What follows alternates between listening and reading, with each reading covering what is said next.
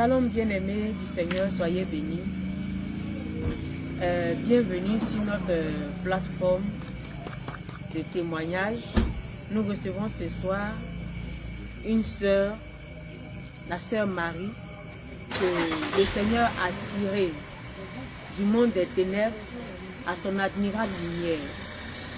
Le Seigneur l'a enlevée des œuvres de la sorcellerie à son admirable lumière. Et aujourd'hui,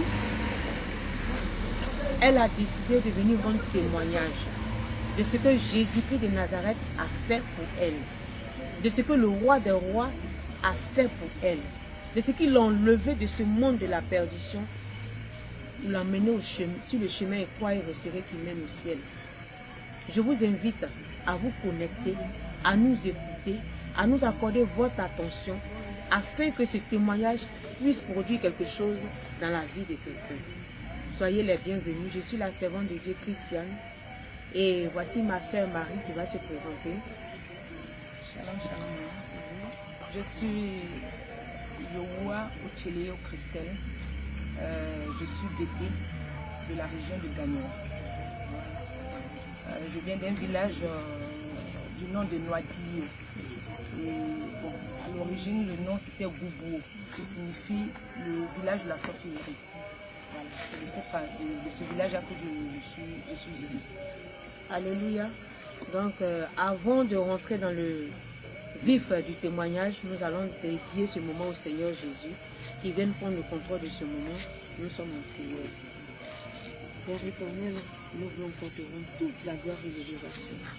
Toi qui permets ce moment, Seigneur Jésus, toi qui as tiré ta fille, ta servante de ce monde perdu pour l'emmener à ton admirable lumière. Toi qui, au travers de sa vie, Père, a réalisé des merveilles.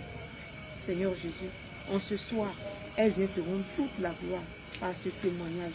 Elle vient dénoncer les œuvres des ténèbres par ce témoignage, afin que des vies soient sauvées. Afin que des vies soient sauvées en ton nom, Jésus-Christ de Nazareth. Seigneur, viens et couvre-nous de ton manteau protecteur. Qu'une muraille du feu du Saint-Esprit s'élève tout autour de nous maintenant. Seigneur, ton Esprit Saint, Père, renouvelle sa mémoire, afin que tout ce qui est, même un petit détail, soit révélé en ce lieu, afin que des vies soient sauvées. Ô Père éternel, nous te dédions ce moment. Viens et prends le contrôle de tout. Au nom puissant de Jésus, nous avons prié. Amen. Ma sœur Marie, tu vas nous dire comment est-ce que les choses ont commencé dans ce monde-là et comment est-ce que le Seigneur Jésus est apparu dans ta vie. Bon, tout d'abord, je l'ai dit tantôt que c'est l'œuvre, c'est au niveau, à notre naissance en fait. À la naissance que j'ai été initiée à l'œuvre de la sorcellerie. Mais c'est une acte que je pratiquais de manière inconsciente parce que je ne savais pas. C'était par les songes, par certains actes physiquement, ce sont des pensées que tu émets et qui viennent à l'existence. Voilà. Donc au début, je n'avais pas connaissance de la chose. J'avais pas connaissance de la chose, donc je voyais des songes. Et c'était des songes qui étaient répétés. Et j'ai été aux côtés de ma mère jusqu'à l'âge de 2 ans, quand j'ai été prise par une dame qui est l'épouse du petit frère à mon père, puisqu'ils sont 2 au monde. Donc c'est cette dame-là qui m'a élevée. Et de prime abord, je suis d'abord née dans une famille Béima. C'est une religion qui se pratique chez nous les Bété, mais avec aussi les Baoulés. Voilà. Donc de père et de mère de religion Béima. Donc c'est là-bas qu'on nous a d'abord conduits. Voilà. Et si je me rappelle bien, il y a encore, quand j'étais encore toute petite, quand on allait dans cette communauté de prière là, il y avait des chants qui étaient significatifs pour dire qu'on a la sorcellerie et on la cherche. Mon Dieu. Voilà. Et c'est plus tard, puisque le BT même c'est le français avec lequel j'ai grandi, donc c'était pas trop que je le comprenais. C'est quand on a commencé à grandir que ces chants-là, quand ils reviennent, on a commencé à prendre le sens réel. Donc ce n'était pas normalement Jésus qu'on allait adorer, mais on allait pratiquer les œuvres de la sorcellerie physiquement. Voilà. Et comme nous étions des enfants, on ne prenait garde à cela. Maman y va, donc on la suit. Voilà. Papa n'était pas trop pratiquant. C'est maman qui y allait. Donc on suivait maman pour aller dans ces cultes-là. Jusqu'à ce que Dieu me fasse grâce, que cette dame me saisisse et puis j'aille à l'école. Donc on est allé à Oumé.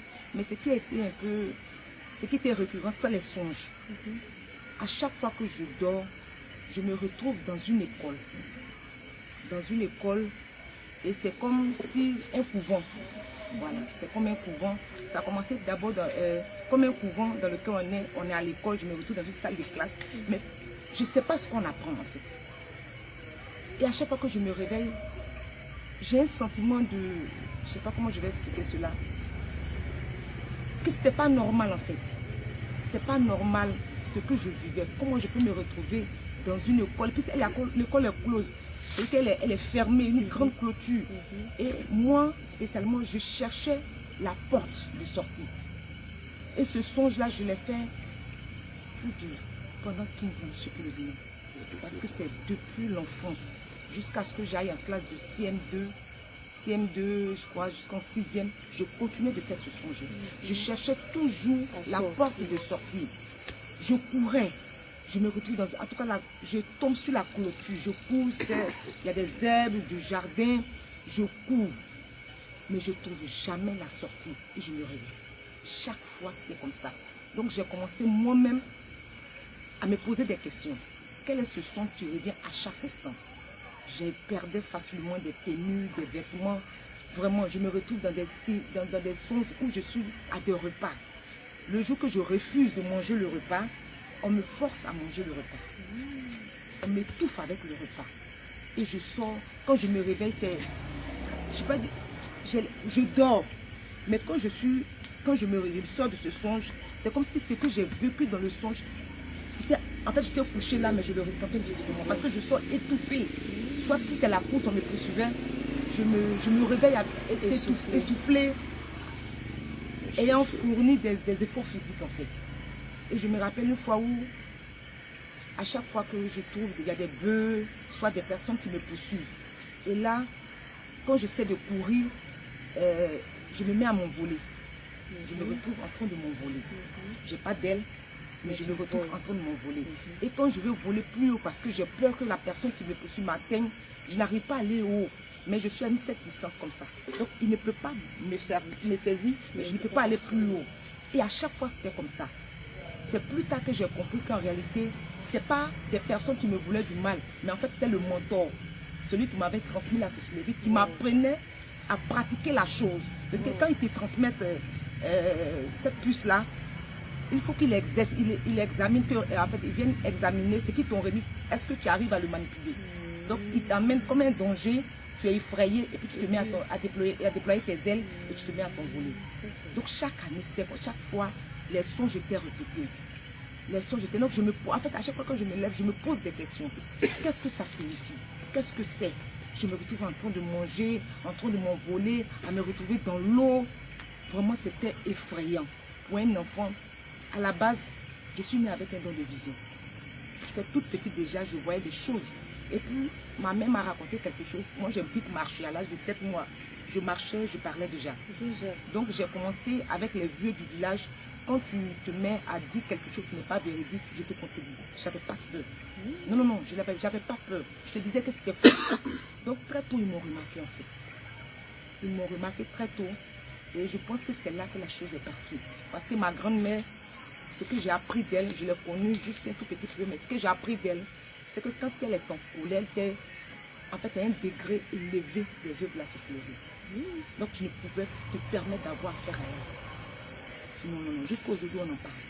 Quand elle est en colère, qu'elle ne veut pas déverser sa colère sur une personne, elle peut regarder un animal, soit un mouton qui passe et puis il sèche physiquement, il sèche, il meurt. Elle a fait qu'un seul enfant. Qui a grandi. Et après le décès de mon grand-père, elle a eu le frère de mon son cousin, avec qui elle a eu son deuxième enfant. Donc il y a un très grand écart d'âge entre mon père et son petit frère. Ce sont les deux qui sont mes enfants. Donc elle a transmis ce qu'elle possédait, ce pouvoir-là, à ses enfants. Et vraiment, c'est dans cette famille-là que je suis née. Donc, comme on le dit, un chien n'accouche pas un chat.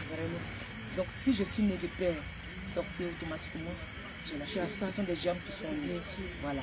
Et j'ai tendance à le dire que Jésus ne prend que peut-être le 0,0099% pour faire quelque chose de merveilleux. Donc, disons à 99,0099%, j'étais une sorcière. Et cette vie-là, je suis restée dedans pendant 30, parce que j'ai 39 ans présentement, pendant, disons, 38 ans. 38 ans. Si je m'en abuse, je vois 38 ans, mais normalement peut-être 37 ans. Voilà, 37 ans quand j'ai commencé à comprendre réellement que ce que je voyais, que je me posais des questions depuis longtemps, n'était que les œuvres de la sorcellerie véritablement. Alléluia. Bien-aimés, vous qui nous assistez, vous comprenez déjà que là, il s'agit de quelque chose de grand. Oui, déjà par l'introduction, vous voyez que là, il va avoir un combat. Le Seigneur Jésus va faire de grandes choses pour quelqu'un qui est né dans la sorcellerie. Donc on peut dire que c'est inné pour elle. Elle n'a pas été initiée parce qu'elle est tient des gènes de sa grand-mère qu'elle a transmis à son père et elle est née avec. Voilà. Et c'est une personne comme ça que le Seigneur Jésus va sortir de ce monde pour l'emmener à lui. Vraiment, asseyez-vous bien et on y va pour la suite.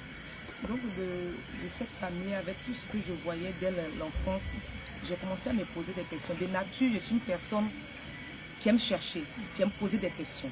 Donc quand je ne comprends pas quelque chose, je pose les questions. Quand je n'arrive pas à trouver les réponses avec la personne, je commence à chercher, à fouiller de part et d'autre.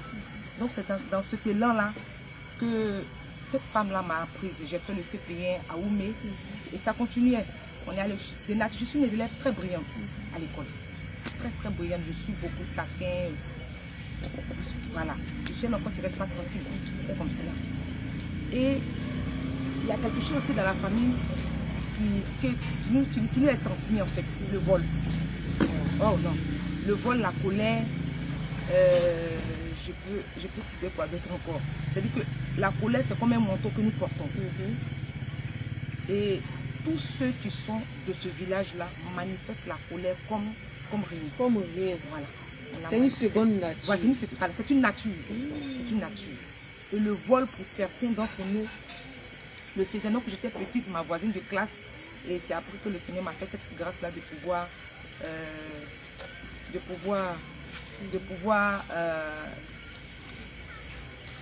le savoir, puis je me suis confessée. La pauvre petite venait à l'école avec son argent et je me permettais de le lui voler avec une facilité, avec une ruse. C'est quand tu es dans les œuvres de la sorcellerie, il y a des choses que tu penses que c'est normal, que tu es intelligent. Bien aimé, tu n'es pas intelligent. En fait, le diable, tu utilises pour tous ceux qui sont dans le cas dans lequel je suis en train de parler, les œuvres de la sorcellerie de manière inconsciente. Tu es une esclave des œuvres de la sorcellerie. C'est comme tu as une télévision et quelqu'un tient la commande. Donc il ne fait que zapper. C'est ce que lui veut regarder, c'est ce que tu fais. Donc si c'est levé aujourd'hui matin, pour te dire que toi tu manifestes la colère, c'est ce que tu vas faire. Donc il y a des jours comme ça, je me lève et puis je suis toute énervée. Non, la journée est gâchée. Et quand c'est comme ça, je suis même capable d'aller me battre. Et c'est comme ça. Je peux me lever le matin et puis avoir envie de pleurer. Maman étant grande là, je m'assure, je pleure toutes les larmes de mon corps. Et je suis soulagée, je me lève. Et je trouvais ça bizarre, mais c'est quelque chose que tu ne peux pas dominer. Tu ne peux pas dominer. Tu es obligé de subir, voilà. Tu es obligé de subir parce que tu es contrôlé. C'est un peu ça. Que ça soit au niveau de la prostitution, parce que tu es esclave. Donc on te transmet de pratiquer de la prostitution à leur profit. C'est comme ça. Donc j'ai fait en étant dans cet état-là, j'ai été une lesbienne. Mais c'est quelque chose, en fait, c'est quelque chose qu'on ne peut pas comprendre. Parce que d'autres le disent qu'ils pensent qu'ils ont des pouvoirs. Je peux me permettre de regarder un homme comme ça, juste pour jouer avec lui. Mais si je t'ai fixé pendant près de 5 minutes, tu ne peux plus tenir de larmes. Dans mon village, aucun homme ne drague une femme. On clique des doigts. Tu me suis, et puis tu me suis. Mon Dieu. Ainsi que les femmes. Donc j'avais ce, si je peux l'appeler entre griffes, ce pouvoir-là maléfique de pouvoir dire à un homme, lève-toi, je suis. Juste pour jouer avec ta vie. Je n'ai pas parcouru les hommes couchés, non. Ça, seulement Dieu m'a fait. Peut-être qu'il m'a préservé de là, cette grâce-là. Mais si je veux te manipuler comme une poupée, je peux le faire. Et quand tu dis manipuler, c'est-à-dire Je joue avec ses sentiments. Je le regarde, il me plaît bien, j'ai bien envie de jouer avec lui. Donc, je le séduis. Juste par le regard, je le séduis, il me suit. Lui tombe amoureux de moi alors que je suis pas avec toi, tu ressens rien pour lui. Voilà. Donc, je peux me permettre là de jouer avec ses poches, ses finances. Et si j'ai marre de lui, bon, du jour au lendemain, ça s'arrête là. Il ne sait pas comment ça a commencé, il ne sait pas comment ça s'est arrêté.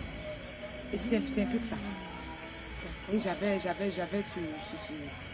ce pouvoir maléfique là de faire ça. C'est un peu ça. J'ai grandi dans cette atmosphère-là, en allant à l'école, jusqu'à ce que je me retrouve à Daloa, chez la petite soeur de ma mère. Et là, c'est là le Seigneur va me faire une grâce immense. Une grâce immense. Là, je viens d'oublier quelque chose. Cette dame qui m'a pris à l'âge de 2 ans, là, elle m'a conduite à l'église catholique. Voilà. C'est là qu'elle m'a conduite. Le premier jour, elle m'a attrapé des mains à l'entrée de l'église. Elle m'a dit, voici ton église. Je ne veux pas le voir tes pieds ici. J'ai répondu, est-ce que c'est laquelle que j'ai dit, non, j'ai compris. Et depuis lors, c'est là que je suis, à l'église catholique. J'ai commencé à graver les échelons là-bas. On va à l'église, on a fait la catéchèse. J'ai été baptisée à l'église catholique. Et la 4e année, j'ai dit que je comprenais. En fait, j'ai compris très tôt que Dieu voulait faire quelque chose avec moi. Donc, dès la 4e année, je ne comprenais plus rien à ce que je faisais là-bas. Donc, je dis à la sœur qui nous entretenait, qui faisait les cours, que je ne comprends rien à ce que je fais ici. Oui, c'est ouvertement ce que je lui ai dit. Elle n'était pas ivoirienne. Elle devait être entre gabonaise ou camerounaise, un truc comme cela. Donc, je lui ai dit, ma sœur, je ne comprends rien. Elle dit, mais tu as de bonnes... Elle dit, oui, mais je suis un élève. Donc, tu me donnes des cours, je te les rends. Voilà, mais pourquoi je suis là même là, je ne sais pas. Je ne sais pas pourquoi je suis là. Parce que, bon, je ne comprends rien. Donc, je vais m'arrêter là. Parce que si je vais en 7e année, parce que les autres font des fêtes, je vais vouloir qu'on me confirme. Le jour que je vais comprendre pourquoi je suis là, je vais recommencer les cours. Elle dit, ok. Et c'est comme ça que j'ai fait les cours. Donc, j'allais les dimanches à l'église, ça s'arrête là. Et je suis allée à l'école jusqu'à ce qu'un jour, il y avait ma cousine, la fille à ma tante, qui m'a dit, Christelle, elle était en pleurs quand elle s'est réveillée. Elle dit, j'ai fait un songe où il y a un monsieur qui partait avec toi. Il dit, il est comment? Il dit, le monsieur là, son en haut là, c'est un animal. C'est un animal et puis le bas est homme. Mais tu étais habillée comme les filles de bas là, les mini, les sky là. En tout cas, tu étais vraiment très mal habillée avec ta toile, cigarette, et puis t'envoies dans un château. Quand je veux te tirer, il faut toujours avec toi. J'ai banalisé le songe. Je crois qu'elle a répété le même songe 2 ou 3 fois. Elle fait toujours en pleurs. J'ai banalisé le songe. Et un jour, le Seigneur va me faire grâce. Je vais faire le songe moi-même. J'ai fait le songe. Et ce tome-là, je l'ai vu. Au début, j'allais jusqu'à l'église catholique, c'est là-bas j'étais. Donc, depuis ma voix, je suis quelqu'un, je ne sais pas faire quelque chose à moitié. Même si c'est mauvais, je le fais très bien. Voilà, non, c'est comme ça. Si c'est mauvais, je le fais très bien. Je ne sais pas, voilà, non, à peu près, je ne sais pas faire. Soit je ne le fais pas du tout, soit je le fais. Donc, même en étant à l'église catholique, en tout cas, toutes les responsabilités que j'avais, je les faisais très bien. Donc, j'allais à la communauté Légion de Marie Jeune, j'allais à la communauté Divin Amour. Donc, en tout cas, j'avais mes trucs, j'activais. Donc, j'allais dans le son, j'allais à la communauté, à la Légion de Marie, puis j'ai rencontré un jeune homme. Il dit, lui aussi, il va à la prière là-bas. Il y a que le jeune. Il dit, oui, dans le songe, il dit, bon, comme on attend les frères là, viens t'asseoir. Il y avait dans le songe, le chemin que j'ai emprunté, il est physiquement à Daloa. Voilà. Mais dans le son, il y avait un banc, un siège sur cette rue-là. En réalité, il n'y a pas de siège, mais dans le son, il y avait un siège. Donc, je me suis assise, puis je l'ai invité à s'asseoir. Il dit, mais toi, tu es légionnaire jeune là. Donc, prends le chapelet, tu vas faire le chapelet puisque tu es légionnaire. Ça m'a pris comme ça. Et le chapelet que lui avait, il y avait des grains qui manquaient en fait. Il était différent de celui que moi j'avais. Donc, je lui ai demandé de réciter les 3 premiers qu'on fait là. Il les a ratés en fait. Donc, je lui ai dit, mais c'est pas normal, tu ne peux pas être légionnaire puis rater la prière légionnaire. Reprends. Il a encore sauté et ça m'a énervé en fait. Je lui ai dit, non, tu ne peux pas me permettre de dire que tu es légionnaire, puis tu vas, non, reprends la prière. Et c'est là la personne, il était d'abord un jeune homme. Quand il s'est arrêté, que je me suis énervée, il est devenu une femme. Il dit, bon, donc c'est avec moi que tu joues. Tu n'as rien dit au roi. C'est moi que tu veux blâmer. C'est maintenant la personne de cette jeune dame, il s'est transformé en un homme d'une gigantesque taille. Et ici était un animal avec des poils. Tout là, jusqu'à ce niveau. Il avait des pieds. Les mains étaient là, mais ce n'était pas des doigts normaux qui étaient là. Donc le haut était un animal et le bas était un être humain. Et là, il y a un combat qui a commencé entre lui et moi. Un combat. Donc quand je dis feu, effectivement, dans le son, le feu sortait de ma bouche. Lui aussi dit feu. Donc les deux feux se croisent. Mais il y a comme si dans le son, il y a quelqu'un qui me disait de souffler davantage. Et je prenais du souffle dans mes entrailles. Et quand je fais sortir le feu que je sors de ma bouche, était plus ardente que le tien, jusqu'à ce que le feu qui sortait de moi m'a consumé. J'étais tellement énervée qu'il est vraiment, jusqu'à ce que sa cendre même soit consumée. Il a consumé jusqu'à ce que sa cendre brûle, qu'elle disparaisse.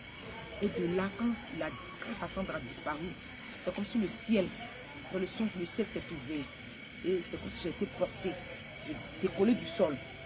Et le ciel, c'est comme une première porte s'est ouverte, une deuxième porte s'est ouverte. Et je m'en déposé sur, je ne sais pas comment je vais déposer, c'est du nuage, je vois c'est quoi, mais ils m'ont déposé là sur la nuée là. J'étais arrêtée, j'ai un chemin qui était comme ça, comme cela. Mais c'est comme des cristaux, des cristaux brillants. Et à loin devant moi, je voyais une cité. Elle était éclatante, elle était tellement belle, elle était tellement radieuse, elle rayonnait. Le sol, le chemin même que j'empruntais pour aller vers cette cité-là, c'était des cristaux, c'était joli à voir. Je ne peux pas dire que j'ai jamais vu une blanchette pareille. Et je marchais pour aller vers cette cité-là quand je me suis réveillée.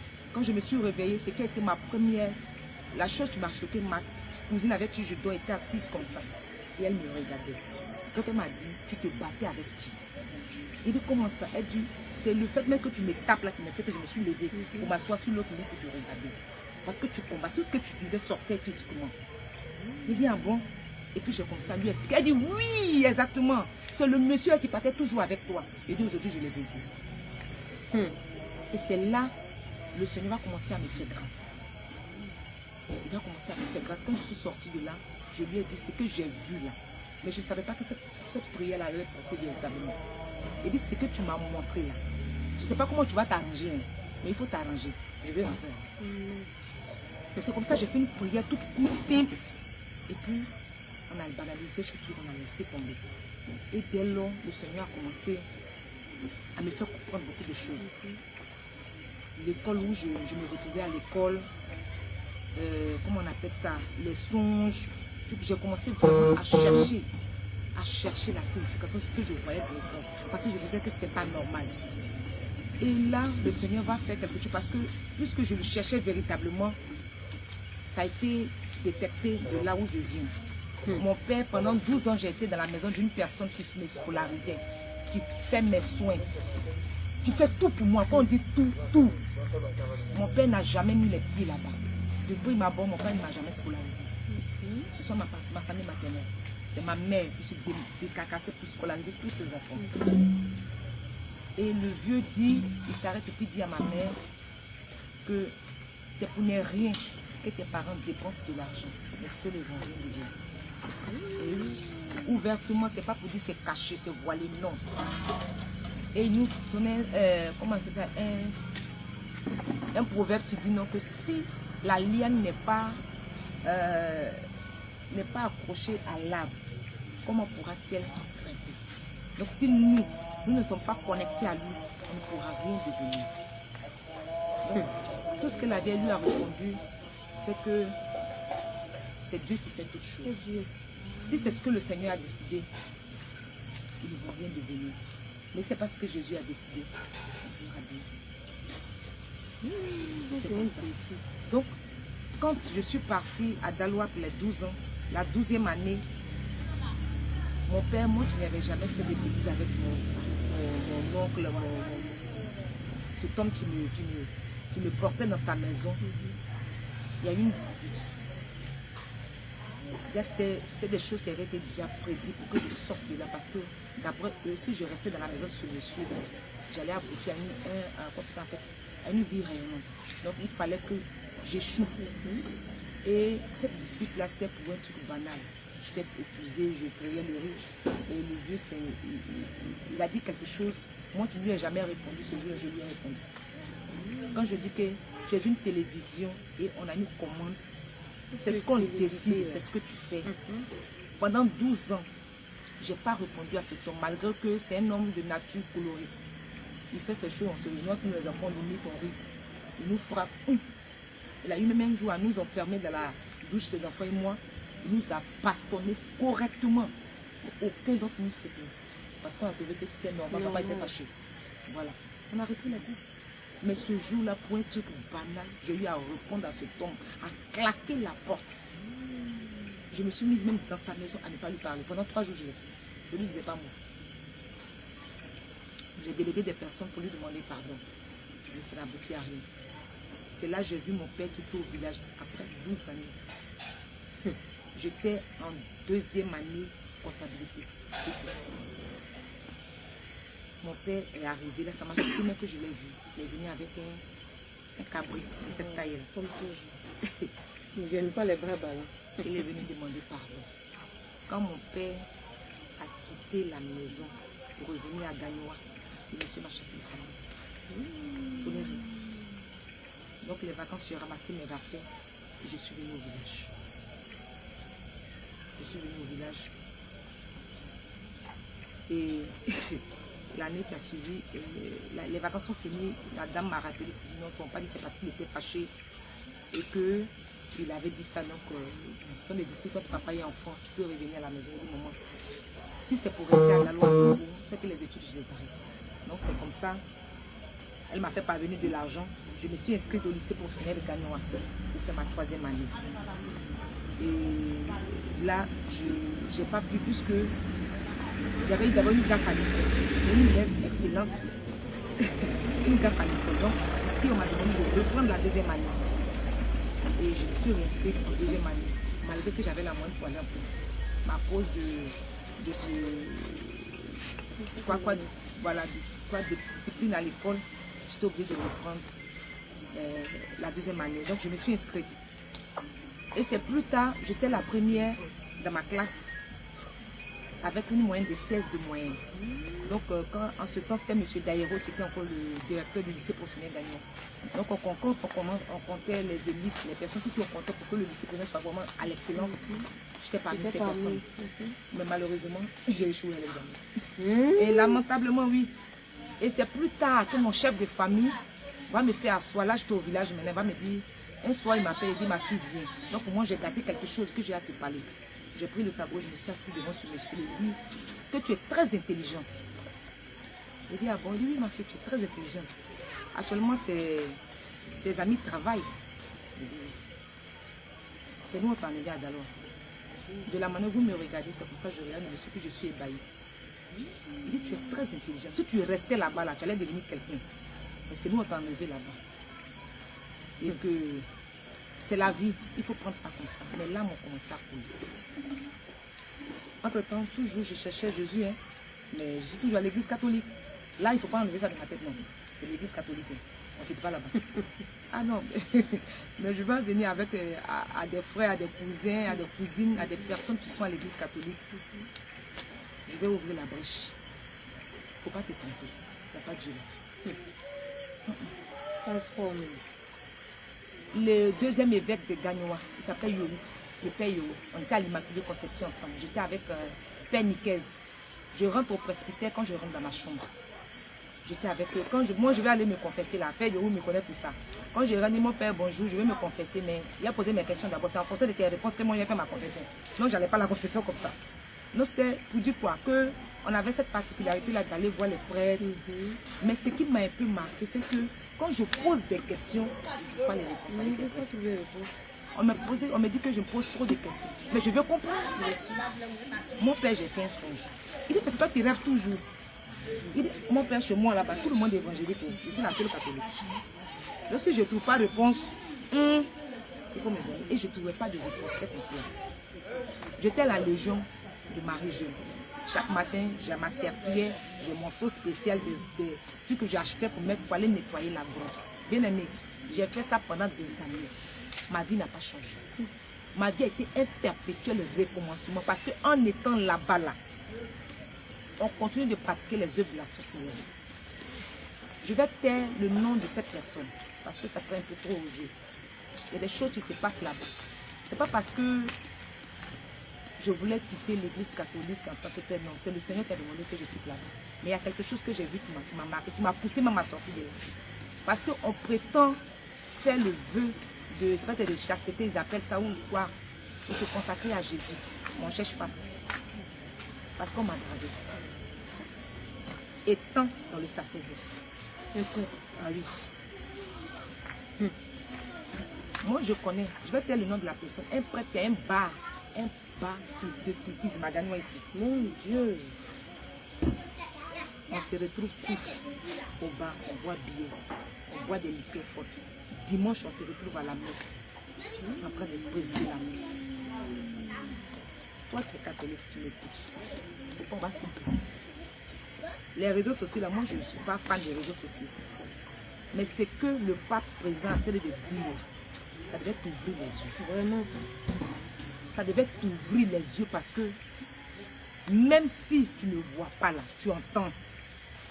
Quelque part où tu es, et puis tu n'avances pas, tu ne recules pas, tu es stationné là. Fais attention. Fais attention. Ce qui m'a sorti de là, c'est que je fais offrande, je fais quête, comment on appelle ça? Je participe aux activités de l'église. Je fais chapelet, je fais rosaire. Je nettoie la grotte. Ma vie, ça n'avance pas. Au contraire. La sorcière, on joue avec ta vie. C'est là même là, on s'envole. C'est là on pratique les œuvres de la sorcellerie. Parce que ça s'amplifie davantage. En étant là-bas, mon père avait accès à ma vie comme il veut. Il a manipulé comme il veut. Quand j'essaie de prier un peu, que le Seigneur se passe sa grâce, parce qu'il est tellement miséricordieux.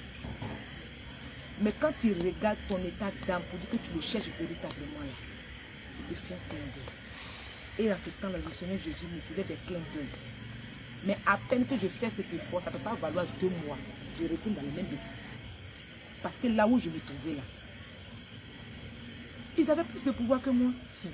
Donc, sort des catholiques là, il faut sortir de là. Il n'y a pas Jésus là-bas. Maman, c'est pour ne rien que tu fais chapelet. Il n'y a rien dedans.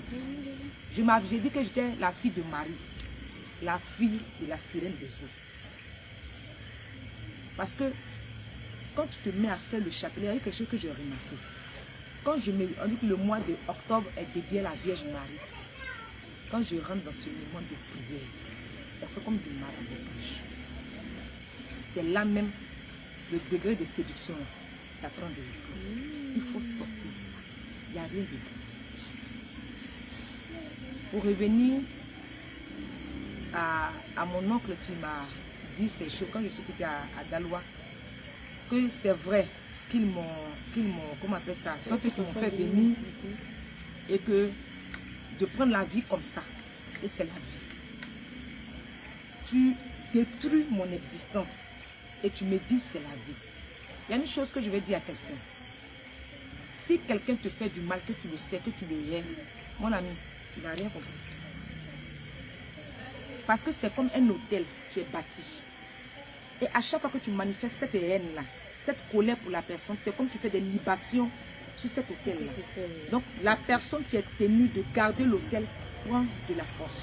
Il prend du pouvoir. Et il domine ta vie. C'est ce qu'on n'a pas compris. C'est ce qu'on n'a pas compris vraiment. Et donc moi, je haïssais mon père. Il faut que je le dise. La haine avec grand H. Je ne peux pas faire 2 secondes au téléphone avec lui. Je me forçais pour me faire comprendre que moi-même, c'était faux. Je n'aimais pas mon père. Et que bon, c'est juste que de temps en temps, il m'énerve, ça s'arrête là. Mais c'est une colère subtile. C'est une haine subtile. C'est-à-dire qu'elle est déguisée. Tu ne veux pas te convaincre en toi-même que c'est la chose qui est là. Mais en réalité, tu le fais. Et pendant près de 37 ans, cette haine était un peu mourir. par la colère, par la haine que je manifeste. Et lutter, parce qu'il a ces manies là de faire, de poser des actions pour que cette haine grandisse. Voilà, donc quand tu essaies de rentrer en paix avec lui, il faut qu'il pose une action pour que tu rallumes cette flamme-là de la haine. Parce qu'il ne faudrait pas que ça s'éteigne. Et c'était comme cela. Jusqu'à ce que je comprenne, après que mon oncle ait dit ces choses-là, quand ma mère n'était pas là, quand elle est revenue de son village maternel, de son village de moins, de mon village maternel, et je lui ai fait part de ce que mon oncle avait dit. Elle dit c'est pas grave, c'est Jésus qui est Seigneur. En ce moment, Dieu, c'est vrai c'est Dieu, mais en tout cas, dans cet état-là, j'avais pour ami un ingénieur hydraulique. Et voici une chose aussi, quand tu es dans les œuvres de la sorcellerie, quand je disais que tu es captive, donc tu ne peux pas te marier. Ça c'est un premier côté. Parce que de l'autre côté tu es marié. Donc quand on parle, quand tu as quelqu'un, même si la personne ne veut pas, pour moi, toutes ces personnes, la plupart des personnes qui sont venues vers moi, n'avaient pas de mauvaises intentions. Ils trouvaient en moi une femme soumise, quand même obéissante. Donc ils voulaient automatiquement passer à la chose. Voilà. Donc quand ils disent que vraiment tu me plais bien, cette femme qu'on doit mettre à la maison, je vais venir voir tes parents là, il a commencé à, non, il a gâté à faire là. Parce qu'il ne faut pas le mot mariage avant de sortir de sa bouche. Donc celui qui était tenu, et dans le spirituel, j'étais mariée à mon père. Moi je l'étais. C'est à lui que j'étais mariée dans le spirituel. Donc quand le monsieur l'a dit non, que tu me plais vraiment, où il a dit je viens là, il est parti pendant 2 jours. Il n'y a pas de discussion, mais il est parti pour 2. Bon. Donc quand la veille est venue, je lui ai fait part de cela. Effectivement, le monsieur avait parlé à ma mère. Il a dit qu'il partait, à ce moment la Côte d'Ivoire était encore dans ces troubles-là, donc prendre une maison à Yamoussoukro, puisqu'il allait travailler dans le nord. Yamoussoukro, ça c'était bon. Où le monsieur est parti juste pour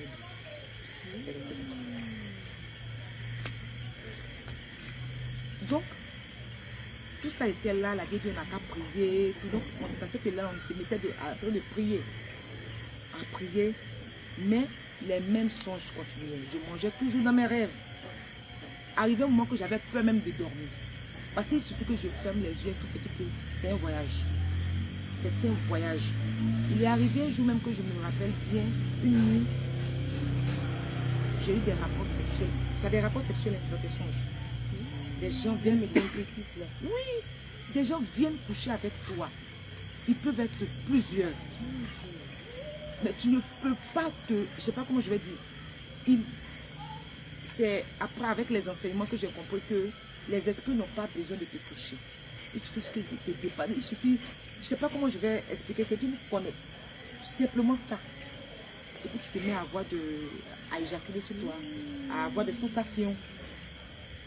Donc c'était comme ça. Une nuit, je dormais. Et ce jour-là, Dieu m'a fait tellement une grâce. Parce que si je n'avais pas d'unité, je ne sais pas ce qui va se passer. Puisque j'étais seule. Avec ma petite nièce avec qui je dormais. Donc la nuit, là, j'ai fait un songe dans lequel il y a un homme qui m'a possédé. Il m'a possédé tellement violemment que même sur mon lit où j'étais couchée, je sentais les douleurs. Et je me suis réveillée et essoufflée parce que je me débattais. Je me débattais. Et je me suis réveillée essoufflée, mais avec une forte douleur qui ne dit pas son nom au bas-ventre. À peine je cherchais à 4 pattes. Je cherchais mon téléphone. Et dans ce temps-là, dans cette période, j'avais rencontré un jeune homme de Dieu d'une église évangélique qui venait me visiter. Je venais de la checker, donc il est passé me dire bonjour, Jésus t'aime. Donc il venait de temps te poser avec moi. Et c'est ce jeune homme que j'ai appelé. On l'a surnommé Pasteur Choco. Donc je l'ai appelé, ce jeune homme-là. Cette nuit-là, Dieu a fait grâce. Il a décroché. Je lui ai dit que voici le songe. Actuellement, je ne peux pas. J'étais en pleurs. Et il a prié. Dieu est passé à travers cet homme-là. Il lui fait grâce. Et c'est après les prières que je me suis retrouvée parce que la douleur était tellement intense. La douleur était intense. Mais tous ces rapports qu'ils avaient avec toi, c'était dans quel but? En fait, dans le monde de la sorcellerie, ce que j'ai compris plus tard avec les enseignements, puisque au moment où c'était là se passait, j'avais pas d'enseignement, il n'y avait personne pour m'expliquer, comment je vais dire, pour m'épauler dans la parole. Puisqu'à l'église catholique, on ne lit pas la Bible. On vient le prêtre fait son homélie, c'est ce qu'il a dit, comment on appelle ça, comment ils appellent ça déjà là, le calendrier liturgique. C'est ce que tout le monde suit. Donc tu n'as pas cette force-là de prendre la Bible comme mettons dit la méditation, elle est importante, elle est primordiale dans la vie du chrétien, c'est pas ça. Donc on ne lisait pas la Bible, donc comment découvrir quelque chose? Tu ne peux rien découvrir puisque tu es tenu de suivre le calendrier liturgique. Donc c'était comme ça. Donc cet homme-là, il a prié pour moi. C'est dans les enseignements que j'ai compris plus tard que le but des rapports sexuels, en fait, c'est eux, ils prennent l'énergie qui est en toi. C'est une manière de puiser l'énergie vitale qui est en toi. Et en plus de cela, c'est-à-dire que le Seigneur Jésus, c'est vrai que le physique, il le considère, mais dans le spirituel, il est encore plus intense. Donc, même si tu étais vierge physiquement, dans le spirituel, tu n'es plus vierge. Voilà, parce que tu as des rapports avec ces personnes-là. Par le rapport sexuel, il y a des démons qui sont transmis. Et dans le spirituel, tu ne couches pas avec des personnes, tu couches avec des esprits. Donc, ce sont des démons qu'on te transmet. Donc, tu peux contracter des grossesses dans le spirituel. Donc, physiquement, tu ne peux pas enfanter.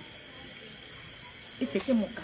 Pour que je puisse avoir l'enfant que j'ai présentement, c'est encore un autre témoignage. C'est une grâce, comme j'aime tant le dire, c'est un film d'horreur que j'ai vécu.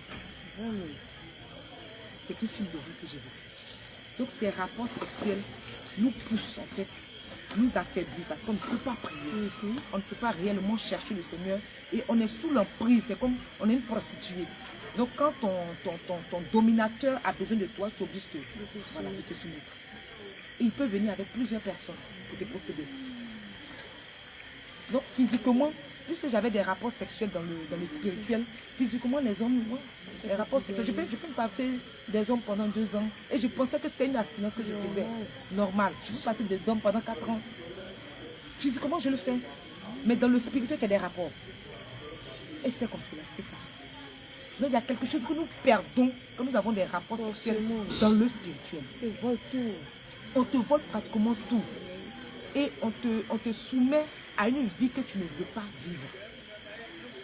Donc, ces rapports sexuels, ces écoles dans lesquelles je me trouve, Dieu m'a fait grâce avec le fait que j'étais à l'école maintenant, j'étais au village et j'ai fait un songe. Toujours, je me suis encore retrouvée. Je viens un peu argumenter par rapport au songe là, et au rapport. Je voulais intervenir un peu par rapport au rapport que l'on a, que des personnes ont pendant leur songe. Chez les Blancs, on appelle ça des rêves érotiques. Il y a des gens qui prennent plaisir à cela. On encourage même cela. Bien-aimé, toi qui te trouves dans cette situation, je t'en prie, cours vite dans une vraie église, cherche ta délivrance. Parce que ces rêves dits, ces rapports dits érotiques là, ce n'est rien de bon, d'autre que des démons qui sont en train de te mettre des semences en toi et en train de te voler toi, tes bénédictions, tes étoiles, toutes tes grâces. Tu n'as plus de vie. Tu deviens une loque humaine, tu te promènes sans but, tu n'avances pas, tu tournes en rond. Mais c'est tout ça. C'est tout ça. C'est-à-dire qu'on nourrit certaines choses, on entretient des choses qui ne sont pas bonnes. Mais comme la vérité ne nous est pas prêchée, on prend plaisir à ces choses, on trouve que oui, c'est normal, il faut vivre sa vie, il faut faire cela. Toi qui suis ce témoignage, tu comprendras que si avant tu as aimé ce genre de choses, aujourd'hui, ou même si tu es sorti de là, ou encore derrière des hommes de Dieu pour qu'on fasse ta délivrance, parce que c'est sûrement ça sont encore en toi, c'est encore en toi quelque part, il faut que tu en sois délivré. Vraiment que le Seigneur nous fasse encore du bien au travers de ce témoignage. Ma chère, on continue. Donc pour revenir, là j'ai quitté l'école, puisque c'était le but de ma famille, de mon père et de ses acolytes, que je quitte l'école. Parce que si je continuais dans ce élan, j'allais devenir peut-être un grand cadre de ce pays. Donc il fallait qu'on écoute. Malgré mes moyens qui étaient vraiment extraordinaires, j'étais obligée de quitter, puisque la personne qui payait mes cours m'a fait sortir de sa maison. Là où je me trouve, j'ai échoué à mon examen. Et c'est avec elle, à ses enfants, elle aussi. Ils sont tous nous. Sa première fille, moi, promotionnelle. Donc, tout le monde est allé à l'université. Donc, les charges sont devenues encore plus nombreuses. Donc, je l'ai comprise. Je l'ai comprise parce que depuis la classe de CE2 jusqu'en deuxième année, j'avais 8 ans quand je suis allée chez elle. Donc, je suis sortie de sa maison à 22 ans. Elle a tout pris en charge. Elle m'a vraiment prise en charge. Donc, je l'ai compris. Je dis, bon, voilà. Et l'année là, quand je suis sortie de l'école, voici une chose qui a fait que j'ai l'hôtel même de la haine s'est créé en fait. Aux techniques, on rentrait normalement en janvier. Et l'année là, le ministre a décidé qu'on rentre en octobre. Donc la rentrée m'a surpris. Donc j'ai dit à mon père, il avait du cacao au soleil, il avait vendu le cacao, je crois la veille, il avait encore du cacao au soleil. Donc je suis venue dire à papa, donne-moi 10 000 francs pour ne pas que je perde ma place. Je vais aller écrire juste mon nom au lycée pro. Et puis, au cours de l'année, je saurai comment je vais faire pour payer le reste de la scolarité. En tout cas, je suis une femme, je sais comment je vais me débrouiller. Mon père m'a regardé dans les yeux et m'a dit, hé, Nia, tu gâches mon programme. Moi, je gâte son programme. Je n'ai pas compris. Il dit, j'ai besoin de 10 000 francs. Si je m'étais préparée, si c'était en janvier, je n'allais même pas te demander, mais j'ai besoin de 10 000 juste pour ne pas perdre ma place. Il dit, je cache son programme. Quel est ce programme que je cache? Et mon père m'a parlé. J'ai laissé tomber l'année, je ne suis pas allée à l'école. Je n'ai pas fait les cours. Donc j'ai commencé à ne rien faire. Avec la noche, j'étais au village. Bon, je suis de nature, quelqu'un qui est battante. Donc j'ai commencé à vendre. J'ai commencé à vendre, maman avait un grand champ de manioc. J'ai pris ce champ de manioc, j'ai commencé à faire de la tété, du poisson. Vraiment, j'ai commencé à m'activer. Parce que je vais dire quelque chose. Quand votre famille est dans les œuvres de la sorcellerie, ne vous attendez pas à avoir quelque chose à la maison. C'est la misère. La misère. Quand je parle de misère, je sais de quoi je parle. La misère totale. À tel enseigne que même 100 francs manquent dans la maison, dans une famille. Et c'est ma mère qui se décarcassait pour qu'on puisse manger, qui paye tout. Mon père est capable d'enlever de la graine au champ, venir avec, le placer, vendre. Ma mère en achetait, fait à manger, le sert à manger. C'est un degré de méchanceté qui ne dit pas son nom. Et ça, c'est tout ça naturel. Depuis ma mort, Noadio, c'est naturel qu'on soit sorcier. C'est ça. C'est naturel, c'est normal. On parle de la sorcellerie parce que on surprend nos grands-pères en train de... C'est de moi que tu parles, une scène comme ça, au centre du village. Le père de l'oncle à mon père, mon papa, son père biologique est mort très tôt, mais celui qui l'a élevé. Trouvé au centre du village, en train de se disputer avec son binôme, si je peux le dire ainsi. C'est de moi que tu traites sorcier, toi-même sorcier. Sorcellerette. Genre, c'est comme un jeu, quoi. Et je m'étais arrêtée, puisque moi, je n'étais pas habituée à eux, je venais d'arriver. Donc, je suis arrêtée, je regarde ces vieillards et puis je me demande, ils sont normaux. Ces gens, ils sont normaux. On dit, ah, ceux-là, c'est le travail. Hein. Un autre soir, ce qui m'a encore marqué, chez le chef de famille, ils sont allés manger, puisque les familles préparent, les mamans préparent, puis les parents, voilà, vous envoyez le repas chez le chef de village, puis les parents viennent manger. Donc, j'étais des passages, quand j'ai trouvé, ils avaient fini de manger, mais il y a une dispute qui a éclaté. Et il y a un qui dit à l'autre que, tu me connais, non? Moi, j'ai 6 yeux, hein. Et puis le dit qu'il y en a 6. Moi aussi, j'en ai 6. Tu peux me montrer quoi? Tu vas me faire quoi? Qu'est-ce que tu peux me montrer? Il dit, on verra ça. Il dit, on va se voir. On va se croiser de l'autre côté. Dans le monde là, on va se croiser dans le monde de la société. Et j'ai tiqué, en fait. Je me suis arrêtée, puis je regarde. C'est en pleine journée. Il était 19h par là. Il devait pas du soir. Et tout fâché là, il s'est levé. Il s'est levé. Il est parti chez lui. Il est continué avec lui. Non, ne faites pas ça. Et je suis arrêtée. C'est après que j'ai compris, avec les enseignants, j'ai compris que pourquoi dans mon village on n'est pas méchant. Tu ne peux pas punir un enfant pour la nourriture. Tu peux dire non, comme il n'a pas pilé le riz, tu ne lui donnes pas à manger. Tu ne lui donnes pas à manger, moi je suis le voisin. En fait, c'est une manière de lui. Donc les parents, ils sont que de manger, tu as faim, tu laves la main, tu mets ta main dedans, tu manges. On va t'inviter, voilà. Et on se trouvait qu'on était gentils, que c'est parce que les parents étaient... Non! c'est pas parce qu'ils sont gentils. Ils savent ce qu'ils sont en train de faire. Ils savent ce qu'ils sont en train de faire. Parce que le repas que tu es en train de manger là, tu ne sais pas ce que c'est. Dieu, par sa grâce, c'est maintenant qu'il nous ouvre les yeux pour savoir que le poisson que tu manges n'est pas un poisson. La viande que tu manges n'est pas de la viande. Mais c'est de la chair humaine.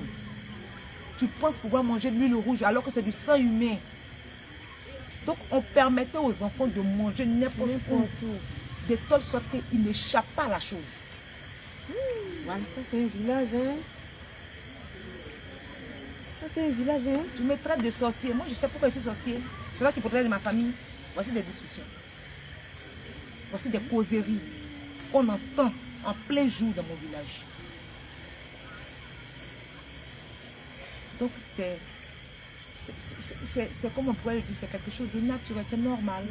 C'est normal. Et c'est comme ça, dans ce village, je suis restée pendant 2 ans. J'ai fait du chant de riz. Et Dieu m'a fait, il m'a gratifié d'un don. Je ne l'ai pas appris. Mais voilà, c'est comme ça. Donc j'ai acheté, tout en étant à l'école, j'étais avec mes couturiers, j'ai même bien m'amuser avec. Donc j'ai fait le champ de riz, j'ai acheté 2 machines. Et j'étais au village pendant ces 2 années-là. Mais pendant ces 2 ans, en fait, ils m'ont fait venir au village, puisque c'est vrai que la sorcellerie, on n'a pas besoin que tu sois proche de Dieu pour faire ce qu'il a envie de faire. Mais en étant loin, il y a certaines choses auxquelles tu échappes. Donc il fallait qu'on me ramène, puisque depuis 2 ans que je les ai quittés, il fallait qu'on me ramène à la source pour qu'on amplifie ce qui est en moi. C'est ce que j'ai compris plus tard. Pour qu'on amplifie que si j'étais arrivé à un certain niveau, en plus, en fait, m'ouvrir les yeux. Puisque de manière inconsciente, c'est pas les songes, tu vas dans le monde, mais tu ne sais pas comment tu y vas. Voilà. Là, maintenant, il fallait que tu y Je vienne pour que maintenant, si mon esprit avait épousé la chose, on puisse m'ouvrir les yeux de telle sorte que je le fasse de manière consciente, que je prenne goût à la chose. Voilà. Or, mon esprit n'a jamais accepté la chose. Parce que ouvertement, j'ouvre ma bouche, comme depuis petit, je l'ai dit. Tu dis que c'est vert alors que c'est rouge. Il faut avoir ta barbe blanche et tes cheveux blancs. Le vieux, c'est pas ça. Voici ce que c'est. Donc, ils ont eu même à le dire un jour que si j'étais un homme, puisque chez nous, les bêtés, la femme n'a pas droit à la parole, n'a pas droit à la parole aux réunions, n'a pas droit même à assister aux réunions de famille, tout et tout, c'est uniquement les hommes. On n'a pas droit à l'héritage, c'est comme ça. On n'a droit à rien en fait. Et si j'étais un homme, j'allais renverser leurs hôtels. J'allais renverser les sillons qu'ils avaient, voilà, les orientations de leur famille. Et que, gloire à Dieu, que je sois une femme. Exactement, ils l'ont dit. Parce que je ne tape pas à dire que c'est pas ça. J'ai horreur qu'une vieille personne se mette à mentir. Je suis même capable de te tomber dessus. En fait, il faut que je te laisse une marque pour que tu saches que le mensonge n'est pas bon. Donc, c'était ça. Donc, quand je suis venue au village, j'ai fait 2 ans là. J'ai fait mes activités avec la misère dans laquelle on vivait, avec vraiment cette pauvreté accrue dans laquelle la famille vivait. C'est en vendant tout ça, j'ai commencé à soulager ma mère. Soulager ma mère, c'est là que Dieu va me faire grâce pour que je sorte de cette école. Quand le Seigneur va commencer, c'est un processus. Donc, j'ai fait ce songe dans lequel je me suis enfin retrouvée encore dans cette même école. Je courais, toujours en course. Je grimpe les arbres, j'ai vu la clôture. Tu montes la clôture, mais tu ne peux pas escalader.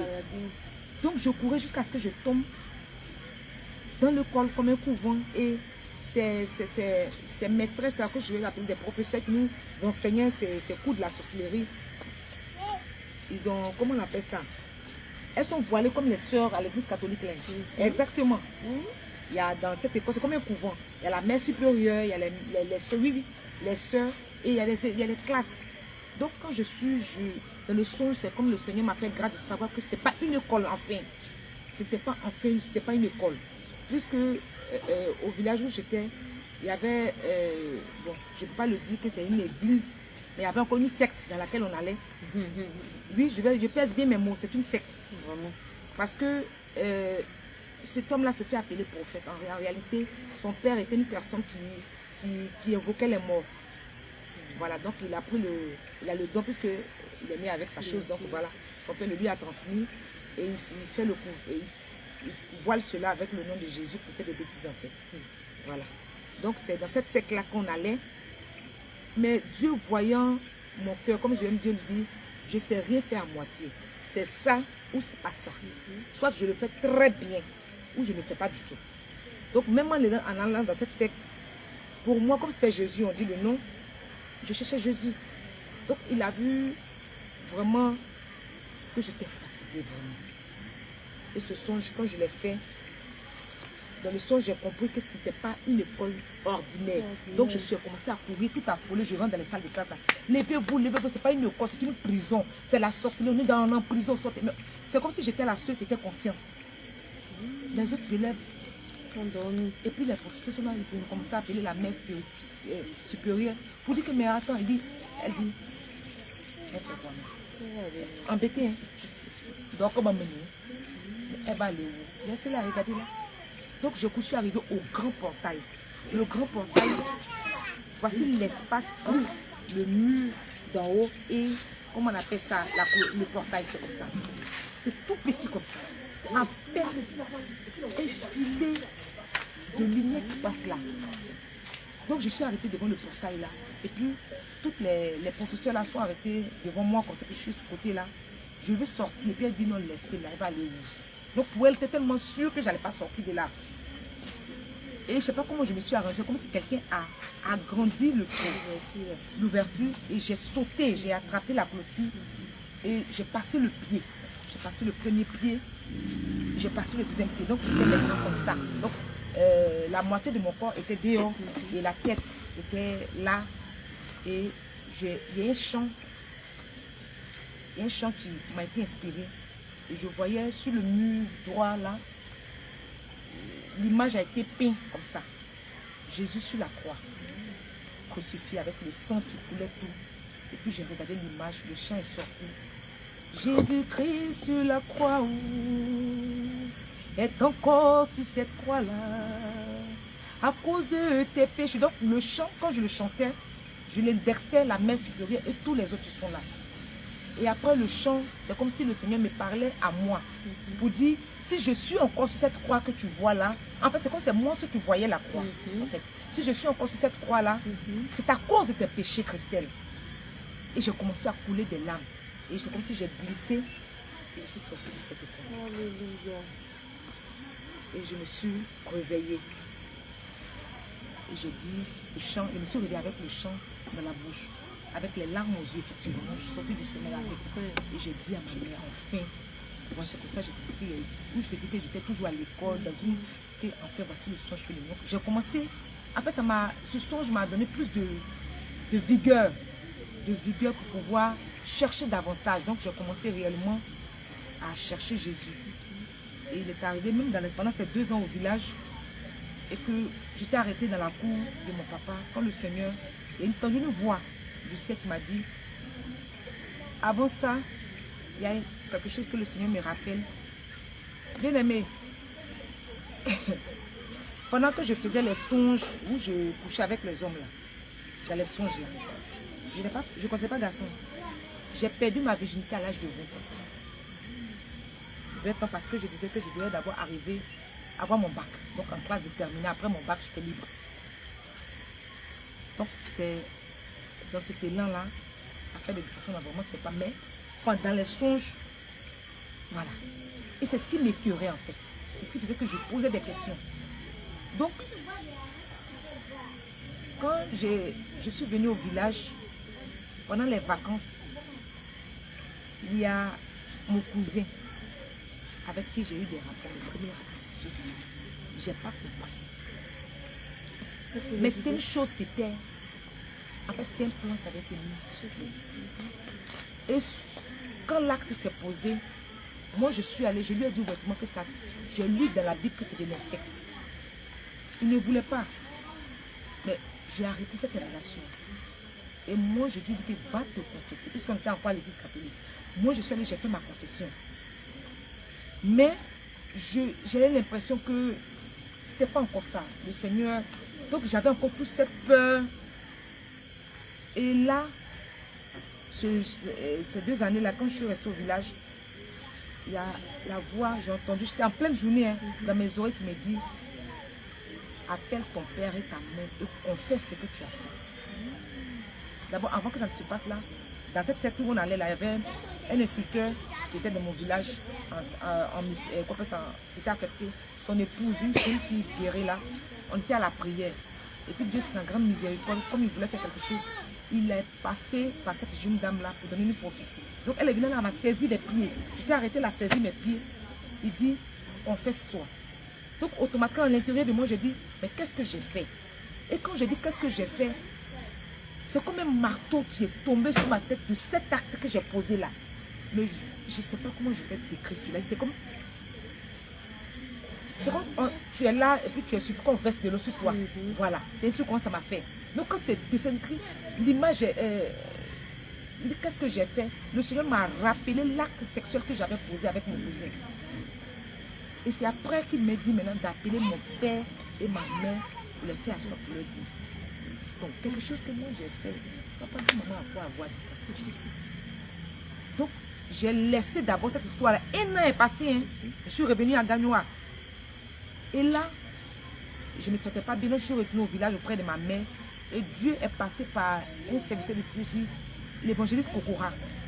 Il a payé le transport de Gagnoa. Il dit, va dire à ma servante que si elle ne fait pas ce que je lui ai dit, je ôte ma main sur elle. Donc ce monsieur a payé, cet homme, il a payé le transport pour me trouver dans mon village.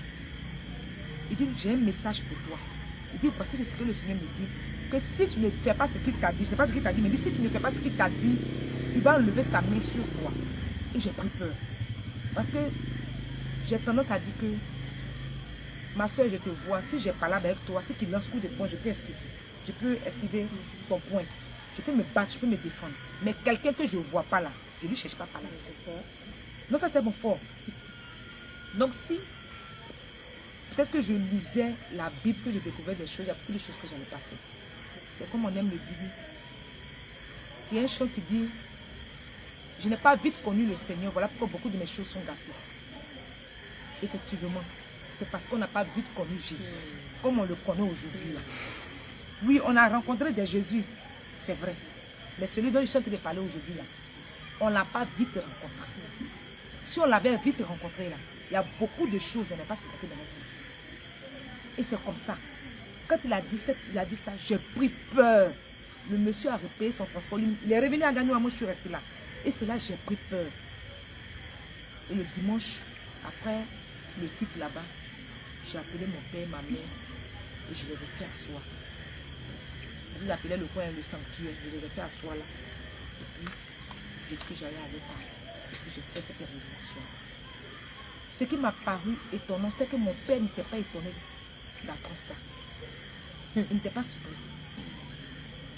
Il n'a pas été surpris d'entendre que j'avais eu une relation avec le fils de son frère.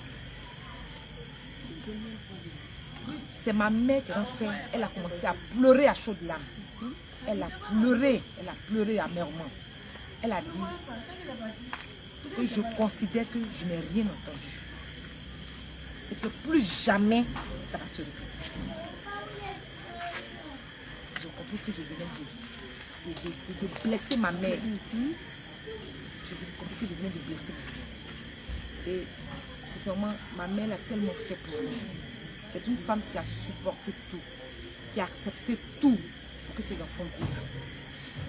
Des humiliations qui ne disent pas leur nom. Donc, j'ai un très grand respect pour elle. Et j'évite même de faire couler ses larmes. Et là, j'ai compris que je venais de faire tort. Donc, ça m'a donné plus de force même de pouvoir m'éloigner de lui complètement. Et après cette confession-là, Dieu m'a fait grâce. Dieu m'a fait grâce. Il m'a demandé de prendre une semaine de jeûne dans la cour. J'étais dans la cour, puis j'ai entendu, il m'a dit deux choses. En ce moment, ma petite soeur, notre dernière, était malade dans un état qui ne dit pas son nom. Et on était en fin d'année. C'était le 2 janvier. En décembre, tout le Seigneur m'a parlé. Donc, comme j'avais fait un peu de couture, parce que je ne l'ai pas apprise, mais le Seigneur m'a fait grâce. Le cousin, il y avait un peu d'argent. je suis venue faire le marché, il m'a demandé de faire à manger à ma famille, de faire à manger à mes pères, et puis de prendre 7 jours de jeûne assis. Là, je me suis arrêtée même pas, je suis à la même place, et puis dit, pas que c'est même, j'aime ça, 7 jours de jeûne. Ton imagination là-dedans, mais j'ai accepté le premier nourriture là. Comme là, c'était facile, j'ai accepté. Mais là, c'était la première fois que je devais prendre un jeûne assis. Donc, j'ai fait d'abord le repas. Mon petit frère avait des cabris là, donc j'ai pris un petit cabri là. J'ai fait un grand repas le 2 janvier. Dieu, dans sa grande miséricorde, l'acte que je venais de poser, je suis en train de délivrer. Je te posais une acte pour que le Seigneur délivre la vie de Marthe. C'est parce qu'elle était déjà morte. Elle était morte, c'était tel qu'ils avaient prévu. Donc le Seigneur, en faisant ça, moi je n'ai pas compris. Hein.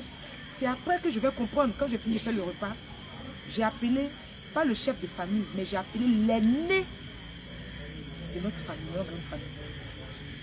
J'ai dit, papa, voici le repas, tu vas appeler toute la grande famille, vous allez manger. Dieu merci, ce jour, j'étais dans la cuisine avec la femme de celui qui s'est fait appeler prophète, la fameuse secte. Donc, elle-même n'a rien compris. Elle a intervenu pour dire, ah, papa, mais l'enfant te donne, pourquoi c'est à moi qu'elle donne le repas? Elle dit, ah, papa, le repas qui est là, le pays c'est plein. Donc, quand on prépare habituellement, ou on envoie ça chez moi, c'est lui dit que le repas que tu vois là, ce n'est pas ta femme qui a préparé. Aujourd'hui, on est le 2 janvier. C'est moi qui ai préparé mon repas. Je dis, prends ce repas-là. Et puis, appelle toute la grande famille, Sayrio, et puis manger. Il est sorti de la cuisine, il est allé chez lui. J'ai envoyé un enfant après lui pour lui dire, le repas, on le dépose où. Il dit, le repas n'a pas resté là. On a envoyé une deuxième personne là-bas. C'est là il a dit, maintenant que prenez le repas, envoyez-le chez le chef du village. Quand j'ai fait le repas, j'ai coupé l'animal. Je ne l'ai pas découpé en petits morceaux, non, non. C'est que je ne sais pas comment, mais je l'ai préparé en entier. Le mouton, le cabri est resté en entier, je l'ai préparé. Donc je l'ai coupé en 4 morceaux. J'ai fait leur repas, j'ai mis une grosse bouteille de liqueur dessus. En fait, l'inspiration m'est venue comme ça. J'ai appelé tous ceux qui se font appeler hommes de Dieu dans mon village, les fameux pasteurs. J'ai fait un repas, j'ai mis 2 bouteilles de grandes bouteilles de sucre, un coca, un fanta pour leur donner. Les filles du village, je les ai servi à manger. J'ai mis une bouteille de bière dessus. Et puis je vais. Mais bizarrement, le Seigneur a réuni, pas ma famille, m'a réuni toutes les deux grandes familles du village. C'est que comment ces gens sont venus retrouver chez le chef, je n'ai rien compris. Mais c'est tout le village qui a mangé ce repas. C'est Jésus qui Et c'est là, ce prophète là-bas se lever et vient dire, l'acte que tu viens de poser, est-ce que tu connais la signification? Il dit, moi j'ai préparé, j'ai donné à manger. Il dit, tu viens de dire à ta famille, à tes pères que quand on est en nouvelle année là, on mange de la viande de chèvre, de la viande de mouton. Mais on ne mange pas la chèvre. On n'a pas laissé l'enfant de ta maman. Voilà pourquoi tu vas manger. Voilà pourquoi maman ne voulait pas accepter, ton grand-père ne voulait pas accepter le repas. Parce qu'en acceptant le repas, il sera obligé de la libérer. Et c'est comme ça la petite a été, par la grâce de Dieu, libérée. Donc, les œuvres de la sorcellerie, en fait, c'est un domaine qui est vaste. Tu vas penser que c'est celui qui s'envole seulement la nuit. Non, bien aimé. Tu peux pratiquer la sorcellerie sans que tu ne le saches. Mais quand tu ne le sais pas, tu es esclave de la chose. Même quand tu le sais, parce que c'est par degré. Comme le disait une vieille au village, que pourquoi tu n'interviens pas quand il s'agit des enfants de cette famille. Elle dit, c'est compétence par compétence. Si ma compétence n'arrive pas là-bas, je peux rien. Donc tu peux même être conscient, pratiquer la chose et puis être sous la domination d'une autre personne. C'est la jungle. Le plus fort mange le plus faible.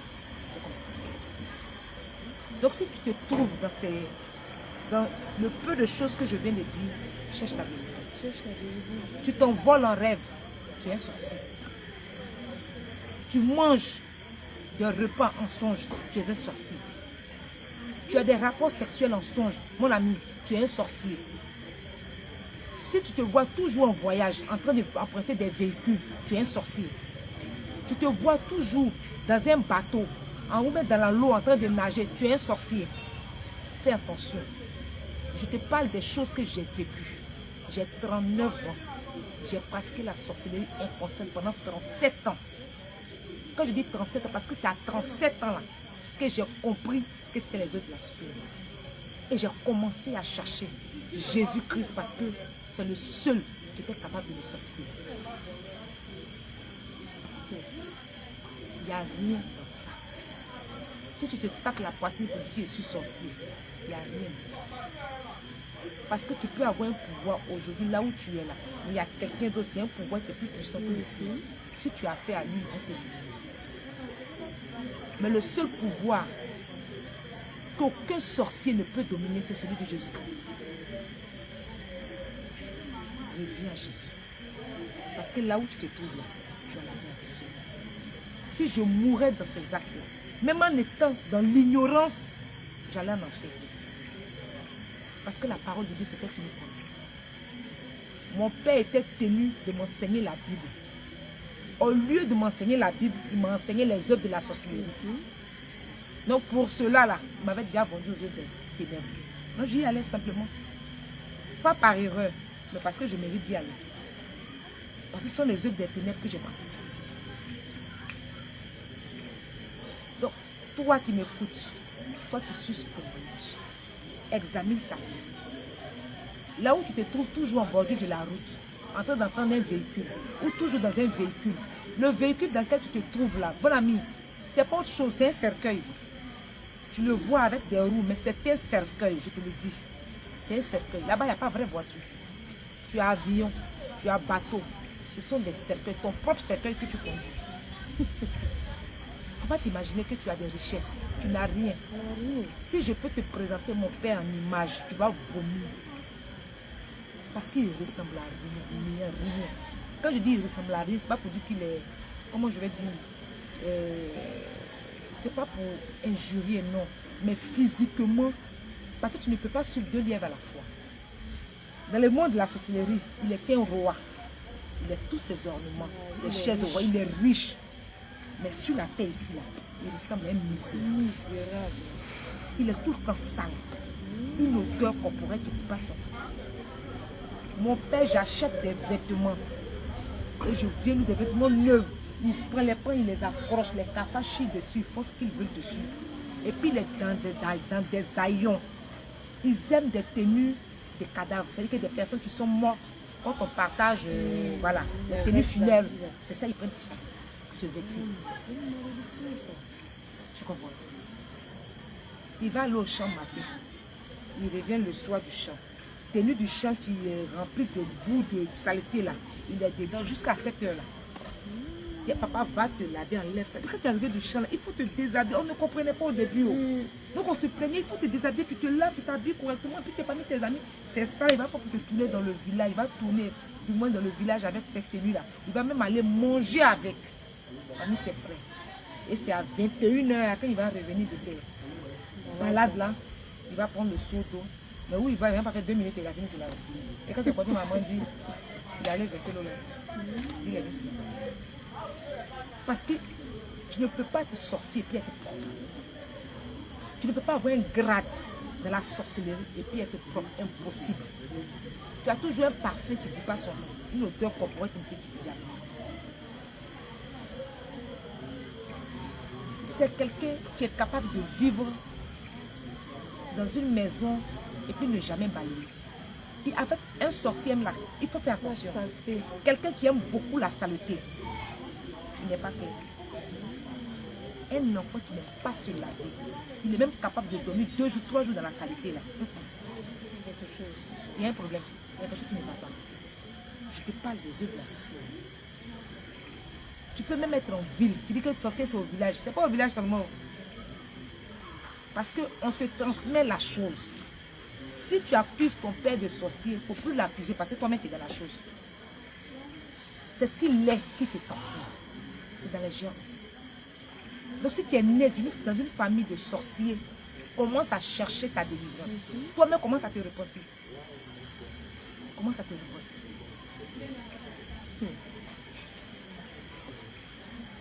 Alléluia. Vraiment, c'est un beau témoignage. Rempli de suspense et de révélation. Maintenant, ce que je veux comprendre, qu'est-ce qui t'ont emmené pendant ces moments de sorcellerie inconsciente? Qu'est-ce qui t'ont emmené à faire? Est-ce que tu as eu à faire du mal à des gens? Tu as détruit des vies? Est-ce qu'ils ont bien t'utiliser? Ils ont pu t'utiliser à faire des choses qui ne fallait pas? Effectivement, quand tu es dans les eaux de la sorcellerie inconsciente, c'est-à-dire que tu ne fais pas la chose à 100%. Donc, il y a des actes que tu ne peux pas aller au-delà. Voilà. Il y a des choses que tu ne peux pas aller au-delà. Par exemple, pour pouvoir être capable de tuer quelqu'un, il faudrait que toi-même tu sois initié à un degré. Voilà. Donc, par exemple, il y a des moments où le repas que tu manges en songe, il faille que ce sont des connexions qu'on met en toi. C'est-à-dire que le repas que tu as mangé, une fois que la viande dans le songe, c'est de la chair humaine. Elle est posée, elle ne pourrit pas. Hein. Les autres aliments vont pourrir, ils vont sortir. Mais c'est comme, c'est un point de connexion qu'on garde en toi. Voilà. Donc la viande est dans ton corps. Et c'est de repère. Donc tu deviens comme une soit puce contaminée. Voilà, une puce contaminée. Donc pour certains, tu peux même aller jusqu'à tuer. Moi, ça n'a pas été mon cas. Voilà, ça n'a pas été mon cas. Ça n'a pas été mon cas, je ne suis pas allée au niveau de commettre un crime. Mais je pourrais servir de véhicule. On peut utiliser mon image pour commettre des actes. Donc si par exemple, si un forfait a été commis, soit un acte criminel a été commis, et qu'on peut rechercher la personne qui a commis l'acte, on peut se référer à ma personne. Alors qu'en réalité, ce n'est pas moi qui ai commis l'acte. Parce que mon corps devient comme une enveloppe qu'on peut se servir et puis aller. Donc je deviens comme un véhicule. Voilà, j'ai été beaucoup le véhicule, utilisé comme un véhicule. Donc je me retrouve à être accusée de certains actes dont je me rappelle pas. Voilà, c'est un peu ça. Sinon, il y a beaucoup de personnes, il y a certaines personnes dans leur cas qui sont allées même de manière inconsciente à tuer, à livrer des personnes. Et ces pièges, là sont des pièges, en fait, sont des pièges qu'on te tend. Et quand je dis, moi, c'est une grâce particulière. Je ne sais pas ce que Jésus veut faire avec moi, mais c'est une grâce particulière. Parce qu'à chaque fois que ces pièges m'ont été tendus, le Seigneur m'a fait grâce pour ne pas que je tombe. Voilà. Parce que ce sont des étapes à ne pas franchir. Quand tu franchis ces étapes-là, il n'y a plus de retour. Il est difficile que tu reviennes en arrière. Donc le Seigneur a tout fait de telle sorte que je ne franchis pas ces étapes-là. Voilà, c'est un peu ça. Amen. Et par ce que tu viens de dire concernant le point de contact entre la chair humaine qui a été avalée, mangée en songe, je comprends bien lors des délivrances un acte que nous posons. Au départ, je ne comprenais pas, mais par ce que tu viens de dire aujourd'hui, je comprends. Parce qu'il nous est arrivé dans la délivrance qu'on dise à la personne dont on fait la délivrance que vomit la viande humaine que tu as mangée. Mais moi je me disais, mais quelqu'un qui a déjà mangé sa viande il y a longtemps, la rendre encore. Alors que là, dans ce que tu viens de dire, c'est que cette viande ne pourrit pas. Elle reste comme un point de contact. Bien aimé, vous voyez, tout ce que nous faisons, le Seigneur nous fait faire dans sa maison, ce n'est pas anodin, ce n'est pas en vain, ce n'est pas inutile. Tout a un sens. Tout a un sens dans la maison du Seigneur. Nous ne sommes que de simples canaux. Le Seigneur nous utilise et puis il fait ces choses lui-même. Pour vous dire que dans la maison du Seigneur, dans tout ce que nous faisons, nous devons y mettre du sérieux. Surtout lors des délivrances. Bon, dans toutes les états, dans tout ce qui se fait dans la maison du Seigneur. Mais pendant les délivrances, soyons sérieux. Soyons sérieux parce que tous les mots que nous prononçons, toutes les pensées qui nous viennent par l'inspiration du Saint-Esprit ne sont pas en vain. ça a un sens profond. Là, aujourd'hui, je viens de comprendre. Je sais que pendant les délivrances, on a beaucoup dit ça, on a beaucoup fait ça. Vomir la viande humaine, vomir le premier point de contact. Moi, chaque fois, je me demandais, je le faisais, mais je me demandais, mais attends, ça, on le fait pourquoi? La personne a déjà avalé il y a longtemps, peut-être que c'est pourri, on dit de vomir. Mais c'est parce que justement, la chose n'a pas pourri. Comme c'est spirituel, ça ne pourrit pas, ça est là. Ça est là comme un point de contact, comme une puce. Et quand on ordonne à l'esprit, généralement, ils vomissent. En tout cas, ils ont toujours vomi. Et puis de là, viennent leurs délivrances. Vraiment, le Seigneur, il est merveilleux. Il est formidable. Il continue de nous enseigner à chaque moment, avec chaque situation. Ma bien-aimée, on va encore continuer. Et donc, comment les choses ont progressé jusqu'à ce que le Seigneur Jésus puisse faire son entrée glorieuse dans ta vie. Là, avec ce jeune-là, j'ai effectivement obéi puisque j'ai eu peur de prendre un faux coup, comme on aime le dire dans notre jargon ici, de prendre un faux coup du Seigneur. Et donc, j'ai obéi. Et dans cette secte-là, il a été décrété un moment de jeûne pour les femmes. Et c'est... Ils ont dit un moment de jeûne pendant un moment de prière, de jeûne pendant une semaine. Et j'ai en profité dans cette période-là. Et j'ai pris les 7 jours de jeûne. Le Seigneur m'a fait grâce pour une première fois de prendre 7 jours de jeûne. Je les ai fait. J'ai fait ce jeûne-là les 7 jours. J'ai fini le dimanche. J'ai commencé lundi, j'ai fini le dimanche. Je suis descendue par la grâce du Seigneur. Vraiment, le Seigneur, quand il veut faire quelque chose, celui qui conduit la chose, c'est celui qui me l'a donné. Pendant cette période-là, je me rappelle bien que j'ai fait des repentances. Les gens m'ont trouvé ça bizarre que je me mette à même le sol dans la poussière. Là, je pleurais, mais je savais, en fait, j'avais un problème. Bon, toi qui es à côté là-haut, tu peux faire quoi dans mon affaire? C'est comme on dit, non, c'est moi seul, je sais ce que je ressens, ma plaie me fait mal. Bon, toi qui es à côté là, tu vas ressentir quelle douleur?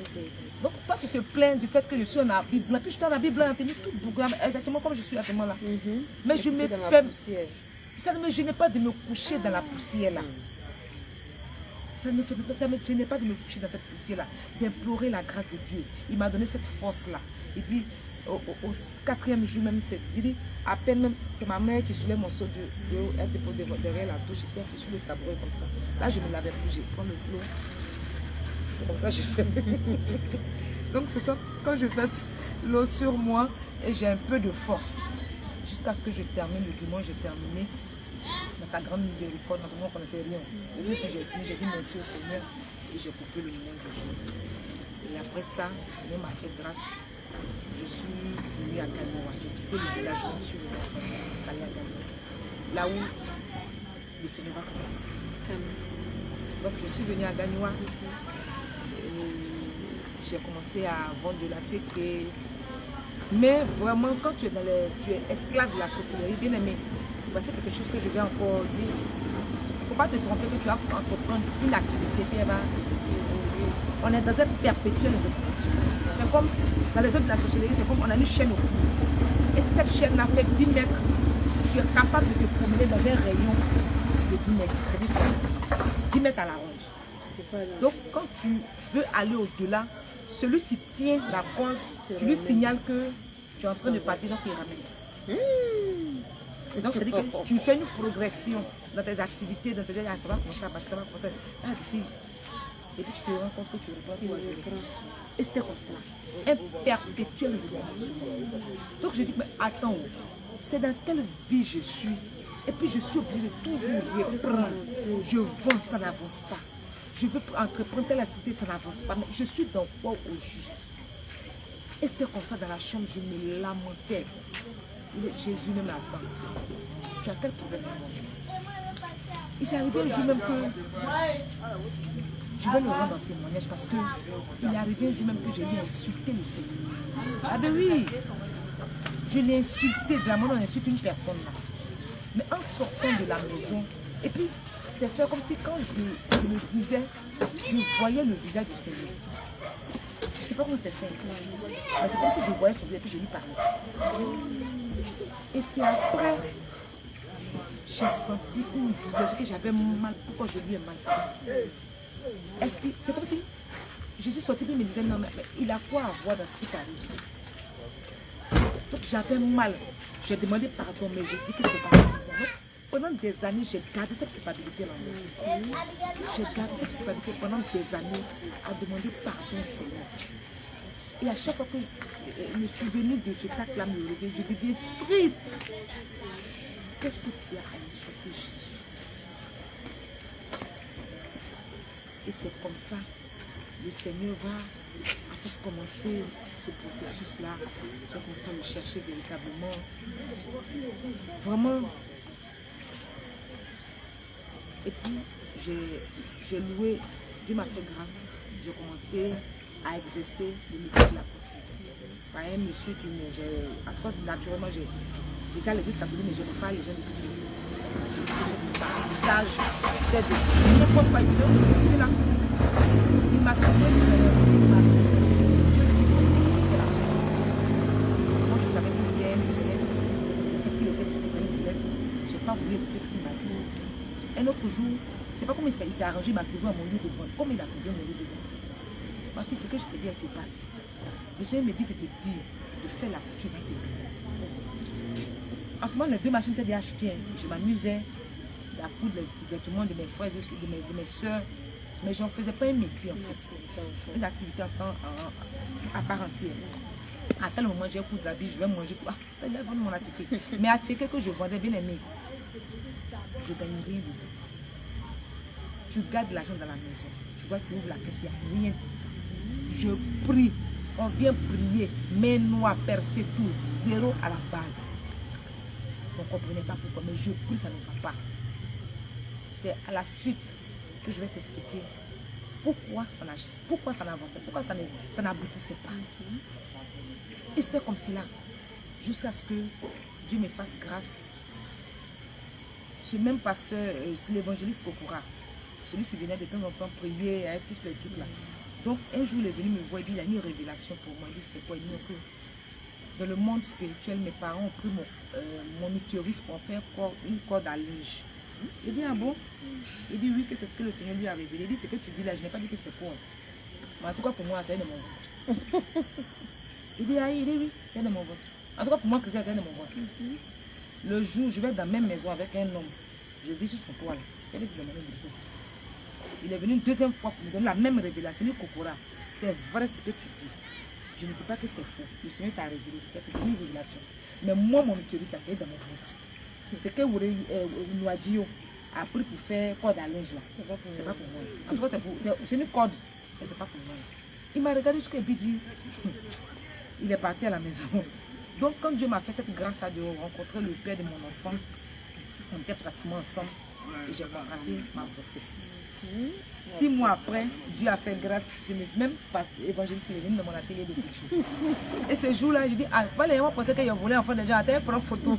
Donc, j'ai pris une photo, je me suis déshabillée, je me suis mise en pagne avec un t-shirt pour qu'on puisse bien voir la beauté. À 6 mois, mais le ventre n'était pas trop sorti. Et j'étais très chétif. J'étais très amaigrie parce qu'elle était, depuis le début, les 2 premières semaines que j'ai su que j'étais enceinte, la grossesse a été combattue parce qu'elle ne voulait pas que j'enfante. Donc vraiment, j'étais dans un état qui ne dit pas son nom parce que moi, tout le quartier pensait qu'ils allaient aller finir. Après, quand j'ai fini d'accoucher, puis certains ont eu le courage d'ouvrir la bouche pour me dire qu'on ne savait pas que tu avais dit. On ne pensait même pas que tu avais dit. Donc quand il est venu, je me suis arrêtée devant lui, puis je lui ai dit, Kokora, tu me regardes bien, non? Il dit quoi? Il dit, voici, il t'a pas dit que si je vais dans la maison, un garçon, il va prendre le geste. Il dit, ta foi est bonne. J'ai jamais dit une fois pas. Parce qu'auparavant, quand j'étais à Daloa et j'allais à l'école, on avait un groupe entre nous, qu'on avait fait un groupe de prière et qu'on priait à la maison. Et lors de la prière, il y a une prophétie qui avait sonné. Le Seigneur m'a dit non, que je lui consacrerai mon premier-né mâle. Et j'ai écrit. J'ai gardé. Donc cette parole, je l'ai gardée précieusement. Donc quand on me dit non, que je ne peux pas enfanter, c'est un homme qui a parlé. Mais Jésus lui a dit quoi? Donc si Jésus a dit que je vais lui consacrer mon premier enfant mâle, c'est que je vais enfanter. Donc je croyais fermement à cette parole-là. Et je n'ai pas fait un garçon, j'ai fait une fille. Donc je dois faire enfant de Jésus encore. Je dois encore faire le serviteur de Jésus. Donc je dois enfanter. Donc à cause de cette parole, lui ne savait pas pourquoi je lui disais que j'allais enfanter. Mais c'était cette parole-là qui me donnait une assurance que j'allais mettre un enfant au monde. Et c'était comme ça, je lui ai montré et j'ai pris la photo, il m'a dit ok, puis après, c'est fini. Donc c'est après ça, le Seigneur va faire quelque chose de merveilleux. Parce que la grossesse a été tellement combattue qu'on a envoyé un émissaire des œuvres de la sorcellerie, consciente, elle était consciente de ces choses. Quand le Seigneur l'a montré dans le spirituel, sa face est une femme. C'est pas comme nous, on a notre tête là, quelqu'un nous sur une face. Voilà, puis on voit ma nuque. Mais elle, ici, sa face est une femme. L'autre côté, c'est un homme. C'est-à-dire que l'esprit qui la possède, l'esprit n'est plus, comment on appelle ça? C'est pas comme l'esprit nous conduisait là, c'était pas ça. Nous téléguidait, c'était pas ça. Elle, l'esprit la possédait. Donc, elle, voilà, elle n'était plus, elle était à moitié être humain. Elle était possédée par une légion. Elle l'a dit. Donc, elle est venue en mission, puisque tout ce que la confrérie de mon village faisait contre ma vie n'aboutissait pas. Eux, ils ne savaient pas pourquoi ça n'aboutissait pas. Moi-même, je ne savais pas pourquoi ça n'aboutissait pas. Parce que, c'est vrai, peut-être que c'était mon cœur qui cherchait tellement Jésus. Voilà pourquoi le Seigneur me faisait cette grâce-là. Donc, ils sont allés prendre du renfort. Et cette dame-là est venue vivre dans ma maison. Elle est venue vivre dans ma maison pour empêcher le développement de cette grossesse. Voilà, donc c'était un peu ça. Et le Seigneur m'a fait grâce pour que je puisse enfanter. Et lors de l'accouchement, ça a été très difficile. 7 mois et demi, je suis encore grave. Jusqu'à 8 mois. J'ai souffert chaque jour, c'était vraiment jusqu'à ce que j'ai pu s'enfanter à 9 mois, 1 semaine. Et le Seigneur m'a fait grâce. C'est après cet accouchement-là, de cet enfant-là, que le Seigneur va vraiment me faire cette grâce-là. De rencontrer quelqu'un qui va commencer à me mettre sur le réel chemin. Et cet homme-là, Dieu, par sa grâce, a enlevé son serviteur. Mais à son temps, le prophète Daniel, on l'appelait affectueusement Papi, puisque le nom de Daniel, il n'a jamais dit qu'il était prophète. En fait, on l'appelait Papi, comme ça, papa. Voilà, c'était comme cela. Donc, cet homme-là, il venait souvent à la maison me rendre visite. Et puis, et c'est comme ça, l'enfant que je venais de mettre au monde, cette dame chez moi à la maison, avait commencé à initier l'enfant. Ma petite. Donc, un jour, les yeux de l'enfant sont devenus très rouges. C'est comme si du sang dans les yeux de l'enfant. Donc, j'ai dit, mais il y a quoi? Donc, pour moi, je m'apprêtais à envoyer l'enfant à l'arrache. Quand cet homme de Dieu là a apparu, il est venu à la maison comme ça, il a dit non, n'emmène pas l'enfant à l'arrache. Ce n'est pas un problème de vision. Il a consacré de l'huile d'olive, il m'a donné, dit, mets ça dans les yeux de l'enfant pour voir que il est comme ça. Quand je te vois pas, c'est qu'elle a fait mettre dans les yeux, ça va faire quoi?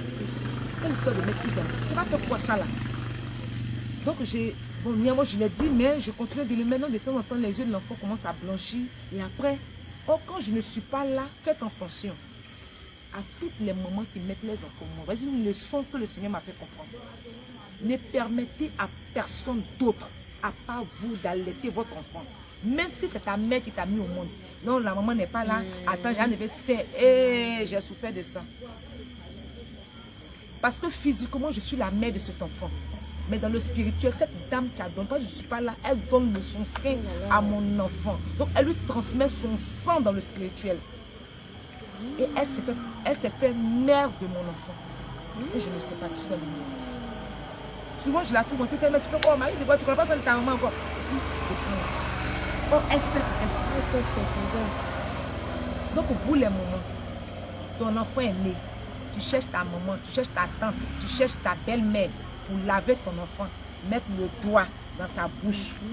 Il faut arrêter ça. Il faut mettre des nez. Moi, je n'avais pas encore enfanté. Quand je l'avais un premier nez, il venait à peine de naître. Je dis, tout le monde avait payé, je peux le faire. Dieu a donné la capacité à toute femme de pouvoir laver leur enfant. Ève là, il n'y avait pas quelqu'un d'autre pour lui apprendre ça. C'est l'esprit de Dieu qui lui a appris. Comment elle pouvait, comme fait ça, laver Caïn. Tu comprends? Arrête d'appeler qui que ce soit pour venir laver tes enfants. Parce que celui qui vient pour donner le premier bain à ton enfant, le doigt qu'elle met dans sa bouche là, tu ne sais pas ce que c'est. Souvent, ce sont des crochets comme ça. Et puis elle met dans la bouche. C'est qu'elle prononce en le faisant, tu ne le sais pas. Souvent, il va venir, je vais bénir ton enfant, puis mettre crachat dans sa bouche. Oh! Il faut arrêter ça. Les œufs de la sorcellerie, là on donne ça pour l'enfant. Le premier bain qu'on passe à l'enfant, on lui donne ça. La première goutte d'eau qu'on met dans sa bouche, on lui transmet. J'ai vu. Je ne te parle pas de on dit. Je dis je dis. Il faut aller. Voici une autre chose. Les œuvres de la sorcellerie qu'on transmet à ton enfant. Donc, ta tante qui quitte au village ou même dans une autre ville pour venir laver ton enfant. C'est pas au village qu'elle a quitté. Mais elle a déjà ça. Il faut dire qu'on pas son spirituel et puis elle vient faire le travail. Et puis elle fait ça propre. Quand tu t'enfants, quand elle s'en va, ton enfant devient un problème de ta maison. Il devient une gangrène dans la maison. Tu éduques ton enfant, il a une autre carte. Parce que tu es une autre personne, une autre mère, tu guides cet enfant-là. Tu lui donnes d'autres instructions. Et j'ai vécu cela. Et c'est cet homme-là qui est venu par la grâce de Dieu, est passé par ce monsieur-là. Et puis, commencer à me révéler. Parce que quand j'allais à l'église catholique, quand je pose les questions que je ne les trouvais pas, c'est ce monsieur vers qui j'allais. Et puis, quand j'essaie de causer, il était ouvert. Il était ouvert. Il a commencé à m'expliquer. Il a commencé à me répondre à mes questions. Donc, un dimanche, je suis allée à la messe. Et au retour de la messe, je me suis arrêtée dans la rue. Puis il y a quelque chose, il y a un esprit, une pensée qui m'est venue. Puis il dit, ça sert à quoi d'aller à la messe chaque dimanche et puis de trouver les réponses à mes questions chez une autre personne. Mais peut-être que je suivais les cultes de ce monsieur-là, j'allais trouver plus de réponses à mes questions. Et c'est comme ça que j'ai décidé d'aller chez ce monsieur, cette personne. Là où le Seigneur va commencer. Puisque tu quittes un point A. Parce que quand le Seigneur ne te veut pas quelque part, qu'il veut se révéler à toi, qu'il ne te veut pas quelque part, il faut qu'il t'enlève dans cet endroit pour qu'il se révèle véritablement. Parce que tu ne peux pas rester dans les ordures et puis on va venir te laver. En te lavant, tu vas te ressalir. C'était ça. Donc c'est en allant là, le monsieur, il a commencé à prêcher et il connaissait très bien les œuvres de la sorcellerie parce que lui-même il avait été victime aussi. Il avait été aussi victime de ces mêmes œuvres de la sorcellerie. Donc, bien-aimés du Seigneur, voilà, le temps qui nous a été imparti arrive à son terme. Nous allons arrêter pour aujourd'hui. Je sais qu'il y en a qui vont se dire, mais pourquoi? Ben, c'est pour vous mettre l'eau à la bouche, pour vous emmener à nous suivre pour la deuxième partie. Voilà, pour aujourd'hui, c'est fini. Comment est-ce que ça a commencé dans la vie de notre sœur? Jusqu'à ce que maintenant le Seigneur vienne prendre le contrôle de sa vie, l'orienter et l'emmener sur le chemin qui mène au ciel. Vous saurez cela pour la prochaine fois. Je vous donne rendez-vous pour la deuxième partie de ce beau témoignage. D'ici là, que le Seigneur Jésus vous garde, qu'il vous préserve, que sa main puissante soit sur vos vies et qu'il nous fasse la grâce de nous retrouver un jour dans les lieux célestes afin de nous réjouir avec lui. Que la paix de l'Éternel soit sur vous.